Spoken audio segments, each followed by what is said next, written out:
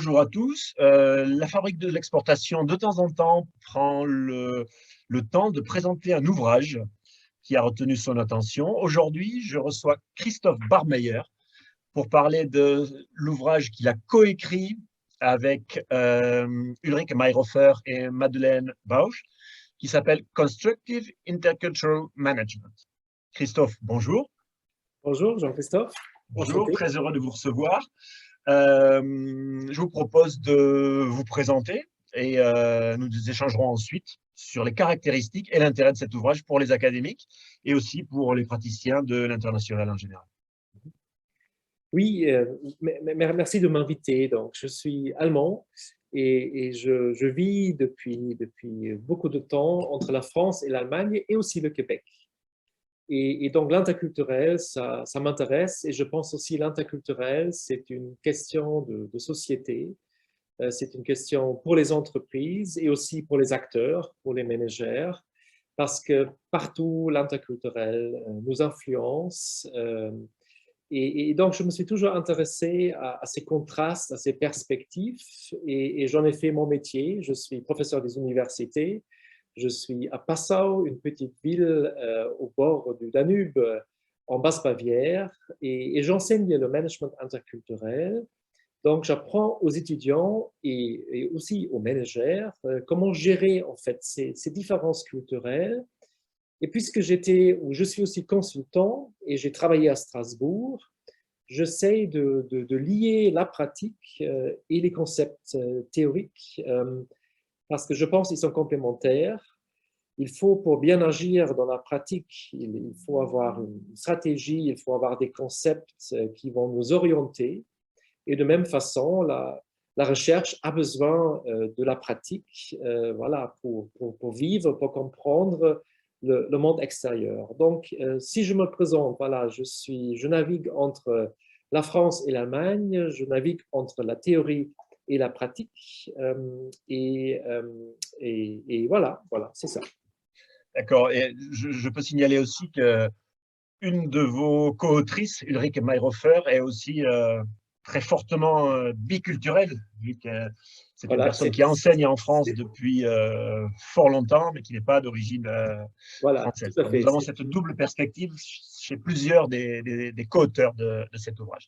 Alors, cet ouvrage, Constructive Intercultural Management, est-ce que vous pouvez nous parler de son contenu et de son objectif? À qui s'adresse-t-il et quel est son intérêt? Oui, justement parce que je suis depuis 20 ans dans le franco-allemand, je travaille avec les entreprises, je fais la recherche sur l'interculturel et ce qui est vraiment étonnant et jusqu'à aujourd'hui, que ce soit dans la pratique ou en recherche, on voit les différences culturelles, si on les voit comme obstacles. Les différences créent des problèmes, créent des malentendus, créent des conflits. Et il faut dire, j'en avais un peu marre et je me suis dit, mais bon, les différences culturelles, et que ce soit les différences régionales, les différences nationales, les différences entre personnes qui portent en eux des cultures différentes, aussi des cultures des métiers, c'est quand même aussi une richesse. C'est vraiment cette richesse qui est constituée des perspectives différentes, des ressources différentes.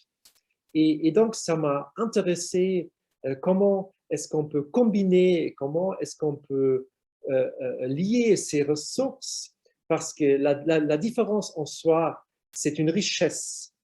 Elle peut créer des complémentarités et des synergies, parce qu'on a d'autres perspectives, d'autres idées, on apporte d'autres compétences, que ce soit dans les équipes multiculturelles, que ce soit dans les projets internationaux.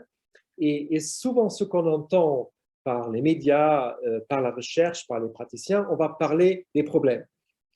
Et on sait bien, je veux dire que ce soit dans cette période de corona ou des crises, oui, mais il n'y a pas seulement des aspects négatifs, mais il y a aussi beaucoup d'aspects positifs. Il y a des effets d'apprentissage, il y a des éléments constructifs. C'est pour ça que l'ouvrage s'appelle Constructive Intercultural Management. Et vous voyez ici, il y a des couleurs, il y a en fait des personnes, il y a plein de différences, mais ça montre un peu, voilà, on est complémentaires, on peut créer vraiment une valeur ajoutée pour l'individu, pour l'organisation, et on s'est fortement influencé par un courant de la psychologie qui s'appelle la psychologie positive. C'est un courant qui n'est pas très connu parce que la psychologie et la sociologie, on aime bien analyser les problèmes. Et en fait, quand on voit les êtres humains, on a plein de ressources, on a les compétences, on a la joie, on a la créativité, on a le sens humain de travailler et vivre ensemble. Et justement, dans cet ouvrage, on voulait approfondir et souligner cette richesse. D'accord. Alors, je crois que vous avez pu déjà expliquer par ailleurs que cette richesse existe, mais notamment dans les entreprises franco-allemandes que vous avez conseillées et accompagnées, il faut en faire un levier sur cette richesse et mettre en œuvre le potentiel de complémentarité des uns et des autres. Sans ça, on est plutôt dans une approche descriptive. Et si j'ai compris l'essence de ce livre, c'est qu'il ne se contente pas de cette approche descriptive, il va plus loin, il va sur la mobilisation du potentiel et sur la réalisation d'objectifs avec les compétences des uns et des autres. C'est ça. C'est-à-dire, il y a en fait où le contenu et les chapitres de livres sont toujours construits un peu de la même façon. C'est-à-dire, il faut d'abord, un premier pas, c'est créer la conscience, ce qu'on appelle le cultural awareness. Donc, la culture peut jouer un rôle. Dans un deuxième temps, il y a l'analyse. Alors, il y a des situations, il y a des éléments très complexes. Alors, comment est-ce qu'on peut les comprendre? Et là, il faut des concepts. Et troisième étape, il y a le joli mot allemand gestalten, qui se laisse difficilement traduire, c'est-à-dire c'est un peu forger, c'est-à-dire activement créer quelque chose. Nous l'avons traduit en anglais par designing. Et c'est-à-dire cette étape est vraiment très importante, c'est-à-dire faire le pas vers la pratique. On est tous des acteurs. Alors, comment mettre en pratique cette conscience, ce savoir, justement dans l'action managériale? C'est ça, c'est que cet ouvrage met en œuvre, mobilise, présente des concepts et des théories académiques, mais à mon sens, il est avant tout destiné à des managers et des manageuses, des gens qui pilotent des filiales à l'étranger, qui parfois dans leur pays domestique ont des équipes interculturelles. Est-ce que vous confirmez ce point? Tout à fait. En fait, l'ouvrage est certes basé sur la dernière recherche et j'insiste qu'on n'a pas seulement inclus des ouvrages et de la recherche anglo-saxon, on a regardé aussi dans les pays latins, dans les pays asiatiques, parce que là, les pratiques managériales sont très différentes des nôtres. Et puis, cette idée, il y a beaucoup de cas. Il y a des petits cas d'entreprise. Donc, cette idée que des étudiants en master, des étudiants en management, des MBA, et aussi des managers, voilà, qui s'intéressent et comment dire, pour être prudent, c'est-à-dire la réalité, elle est très complexe. La réalité interculturelle est très complexe et je me méfie un peu des ouvrages qui disent, voilà, les 5 trucs pour faire des affaires avec des Français ou des Allemands. Hein, parce qu'on n'est pas des robots, on est des êtres humains. Chaque situation est différente. Mais ce qu'on veut vraiment montrer ou donner, c'est en fait une sorte de landscape, de map pour naviguer un peu dans cet univers interculturel ou pour bien naviguer dans cet univers interculturel. Non, non, bien sûr, on est d'accord que vous allez bien au-delà des pratiques protocolaires ou de l'étiquette ou d'un simple comportement qui est utile, qui a son rôle à certains moments, dans certaines situations pour certains besoins, Vous absolument. êtes plutôt sur une réflexion structurelle pour répondre à des besoins de fusion, acquisition à l'étranger, de co-développement, co-innovation avec des partenaires étrangers, d'équipes de travail multiculturelles, etc. Tout à fait, oui, oui. Mhm. OK. Vous insistez beaucoup dans l'ouvrage, à mon sens, en tout cas dans toute la troisième partie, sur la compétence interculturelle que doivent posséder surtout les managers et les dirigeants. Vous disiez également qu'il y avait de nombreux cas dans cet ouvrage. Est-ce qu'il y a un exemple que vous souhaiteriez ici développer pour lequel la prise en compte de cette compétence interculturelle et des facteurs interculturels a permis d'atteindre des objectifs Mhm. spécifiques? Oui. Est-ce que vous pouvez donner un exemple? Je pense tout d'abord, je crois qu'il faut vraiment faire encore un petit step beyond, c'est-à-dire les acteurs, les managers, on est confrontés quand même à des situations assez complexes. Il y a en fait le défi d'un projet, disons, il y a la compétence professionnelle, technique. Après, il y a parfois des langues, c'est-à-dire comment je m'exprime, est-ce que j'ai bien compris, est-ce que je peux faire passer le message. Et puis, il y a cette compétence interculturelle. Et qu'est-ce que ça veut dire, cette compétence interculturelle? C'est-à-dire, il y a des acteurs qui, dans ces situations assez complexes, arrivent à atteindre des objectifs, à être aussi contents de ce qu'ils font, et aussi les autres parties, les parties qui sont concernées, c'est-à-dire les autres partenaires, eux aussi, ils sont contents du déroulement et de l'atteinte de l'objectif.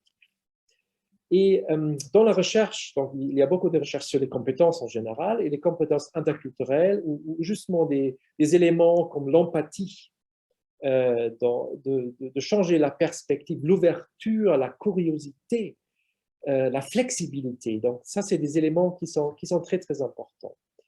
Et quand on regarde les entreprises qui réussissent, les grandes entreprises que j'ai vues dans le secteur d'automobile, par exemple, ils, ils investissent, par exemple, dans les formations, dans du coaching, justement des workshops, des ateliers pour inciter les personnes à développer des compétences interculturelles. Et on a vu concrètement avec mon collègue Éric Tavoine, on a fait des recherches dans le franco-allemand, comme vous le demandez, des cas. Arte, la télévision franco-allemande européenne. Et encore plus intéressant, j'ai trouvé en fait les trains à grande vitesse. C'est un joint venture à Leo entre la Deutsche Bahn et la SNCF. Les deux équipes, puisqu'on est dans deux systèmes nationaux très, très différents, ils doivent s'accorder. Ils doivent négocier comment est-ce qu'on va faire avec le service, avec la tarification, avec le marketing, avec la technique des trains. Comment est-ce qu'on va faire pour offrir un très bon service à nos voyageurs? Et là, la compétence interculturelle, elle est fondamentale parce que, oui, parce qu'il faut cette ouverture, il faut une connaissance de l'autre système. Et donc, eux, ils se sont préparés, ils se sont rencontrés dans des ateliers avant. Et quelles sont les attentes du voyageur? Quels sont les problèmes techniques qu'on peut rencontrer dans un hiver dur? Donc, plein d'éléments. Et après, ils ont travaillé ensemble et après, on met en marche, en application, les compétences linguistiques, interculturelles, tout ce qu'on veut. Et puis, on a bien vu cette étape pour réussir. On ne peut pas seulement se jeter dans le projet, travailler ensemble, mais prendre un peu de distance, réfléchir sur ce qu'on fait, comment on le fait. Pourquoi les Français le font comme ça? Pourquoi les Allemands le font comme ça? Et est-ce qu'on peut trouver maintenant, en discutant, une meilleure solution qui convient justement aux passagers? Et quand on transfère cette attitude et ces compétences à l'Europe, voilà, il faudrait maintenant inclure l'Italie, l'Espagne, la Belgique, les pays de l'Est, les pays scandinaves. Et puis, c'est ça l'interculturel. On va apprendre de l'autre, on va utiliser nos richesses pour créer quelque chose qui a vraiment une valeur ajoutée. Très bien.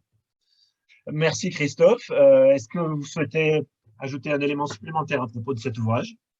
Je pense que c'est un ouvrage qui est vraiment inspirant parce il y a plein d'écarts et aussi d'autres coins du monde, d'Afrique, d'Amérique latine, l'Asie. Et voilà, je pense que c'est assez stimulant pour des futurs managers ou des managers de s'inspirer pour leur travail au quotidien. Et je pense souvent, parce que l'expérience existe, mais on donne des clés de lecture pour mieux comprendre les expériences qu'on a eues et pour agir à l'avenir voilà, avec une attitude constructive. C'est ça, pour transposer en fait l'expérience sur des situations qui par nature sont différentes, donner des grilles d'analyse et des grilles de réponse. Très bien. Oui, oui. Ça s'appelle donc Constructive Intercultural Management, 256 pages, éditeur Edward Elgar, version papier, version digitale. Il est là. Voilà, 3 auteurs, Madeleine Bausch, Christophe Barmeyer et Ulrike Mayhofer. Mhm. Merci Christophe d'avoir pris le temps de venir à la Fabrique de l'exportation présenter cet ouvrage. À bientôt. Merci beaucoup, Jean-Christophe. C'était très agréable. Merci beaucoup.